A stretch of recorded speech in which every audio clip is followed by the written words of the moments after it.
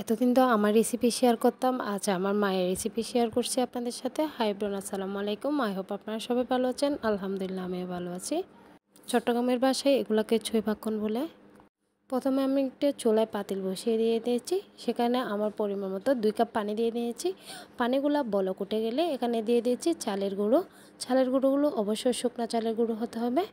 তারপর 1 চামচ লবণ দিয়ে দিয়েছি, তারপর পরিমাণ মতো চিনি দিয়ে নিয়েছি।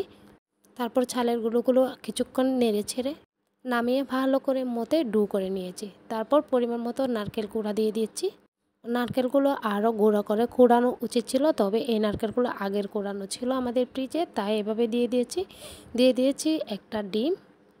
সবগুলো উপকরণ আবার ভালোভাবে মিক্স করে আমি রুটি আকারে বেলে নিয়েছি। সাধারণ রুটি থেকে একটু মুঠা করে বেলতে হবে, দেন নাস্তা কাটার দিয়ে আপনার শেপ মতো কাট করে নেবেন। তারপর পরিমাণ মতো তেল দিয়ে ভেজে নেবেন। এই নাস্তাটা কম তেলেও ভাজা যায়। আমার ভিডিওগুলো ভালো লাগলে লাইক, কমেন্ট, শেয়ার করে পাশে থাকবেন। আমার পেজটা ফলো করে দিবেন। যারা আমার ইউটিউব চ্যানেল থেকে দেখবেন, আমার ইউটিউব চ্যানেলটি সাবস্ক্রাইব করতে ভুলবেন না। আমার YouTube channel arts of Rima. আল্লাহ হাফেজ।